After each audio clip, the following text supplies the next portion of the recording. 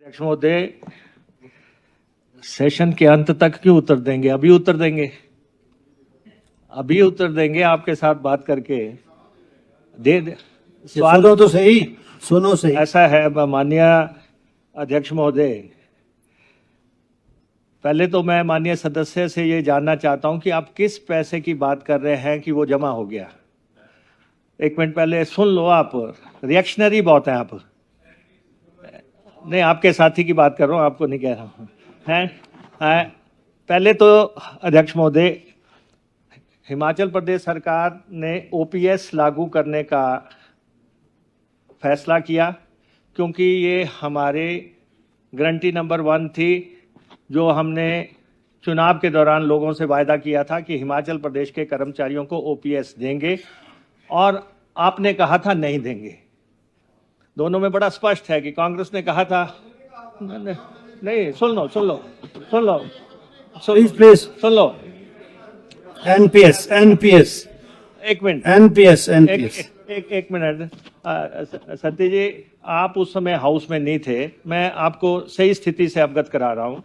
है बाहर थे, लेकिन देखो जो बात यहाँ पे कही जाती है अंततः वही सत्य है, अंततः वही सत्य है। अब अध्यक्ष महोदय, हमने ओपीएस लागू करने का हमने ऐलान किया और हम फख्र से कह सकते हैं कि हमने प्रदेश के कर्मचारियों को ओपीएस दी है। एक मिनट, सुन तो लो। अब अध्यक्ष महोदय, प्रदेश के कर्मचारियों से ऑप्शन मांगा गया। प्रदेश के 1,17,521 कर्मचारियों ने कहा कि हमें जो है पुरानी पेंशन चाहिए। 1,17,521 कर्मचारियों ने कहा कि हमें पुरानी पेंशन चाहिए। 1,356 कर्मचारियों ने कहा कि हम जिस प्रणाली में चले हुए हैं हम उसी में चलेंगे। हम विरोध नहीं है कि वो 1,356 है सारे, लेकिन 1,17,000 कर्मचारी अपना फैसला कर चुके हैं कि उन्होंने ओपीएस में चलना है।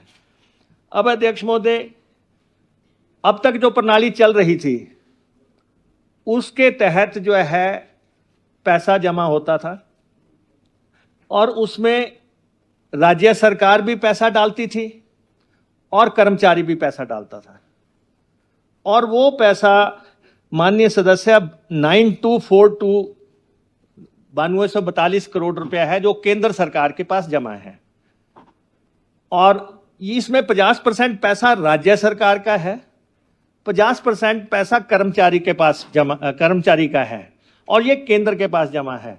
हम केंद्र से ये पैसा वापस मांगते हैं तो केंद्र ने ये पैसा इन्वेस्ट कर दिया हुआ है, उन्होंने कहीं बॉन्ड्स में कर दिया, कहीं कर दिया, इसलिए वो हमारा पैसा वापस नहीं कर रहे हैं। आपके नेता प्रतिपक्ष कहते हैं कि ये पैसा है ही नहीं हमारा, ये पैसा है ही सेंटर का। पर आप बताएं, इन्होंने कहा sir, let the honourable deputy chief minister reply. अगर आपको लगेगी कि बात लॉजिकल नहीं है तो मैं आपकी बात पे आगे बढ़ने को I will allow the supplementary in any case. और अध्यक्ष महोदय, जो 9242 है वो सेंटर के पास जमा है। हम सेंटर पे लगातार बात कर रहे हैं कि क्योंकि इसमें 50% पैसा राज्य ने जमा करवाया है और 50% कर्मचारियों का है, आप ये पैसा हमारा वापस करें, क्योंकि वो कर्मचारी जो है नई पेंशन के दायरे में आ गए, और जो उनका पैसा जमा है 2 पेंशनें तो लग नहीं सकती, जो उनका पैसा जमा है वो राज्य कोष में आएगा। जब तक वो राज्य कोष में पैसा नहीं देंगे तो तब वो ओपीएस के पात्र नहीं बनेंगे। तो इसलिए ये पैसा केंद्र को हमें देना है और हम लगातार बात कर रहे हैं उनसे। दूसरा, केंद्र ने ये कर दिया कि अगर आपने ओपीएस लागू करनी है तो आपको कर्ज की सीमा घटा देंगे, और उन्होंने हमारे को 1700 करोड़ रुपए का उसमें कट लगा दिया। अब अध्यक्ष महोदय, जो ओपीएस है, जैसे जैसा कर्मचारी रिटायर होता जाएगा उसको ओपीएस मिलती जाएगी।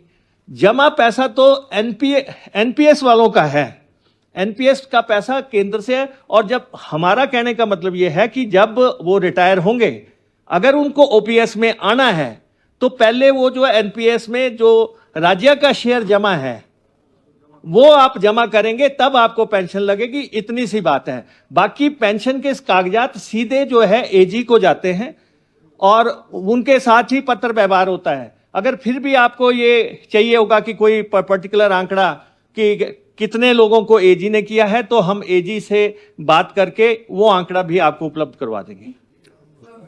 ओनली इसमें इसमें इसमें एक मिनट, इसमें यही क्वेरी है अब, क्योंकि पिछले 2 सालों में कितने लोग रिटायर हुए और उनको वो पेंशन भोगी बने, ओपीएस में आए, तो उनको क्या पेंशन मिल रही या नहीं मिल रही? बस ये अध्यक्ष महोदय, जो जिन्होंने तो नई पेंशन के तहत पैसा जिनका जमा है, वो जैसे जमा करवाएंगे तब उनको मिलेगी। वो तो सारे कर्मचारी 1356 ही हैं अब उसके तहत चलने वाले।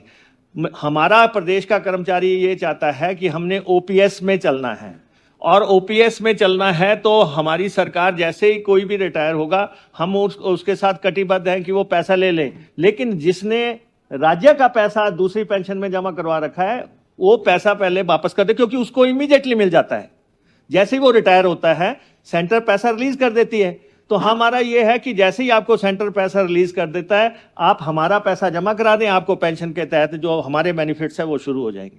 हमारा वायदा प्रदेश के सभी कर्मचारियों से है, और जो माननीय सदस्य बात कर रहे हैं, ये जो है अंडर कंसिडरेशन है, और सरकार में डिफरेंट लेवल पे उनके साथ बातचीत चल रही है कि इसको कैसे करना। जैसे हमने एचआरटीसी में लागू कर दी, वो भी एक बोर्ड है, कॉरपोरेशन है, तो हमने उसमें लागू कर दिया।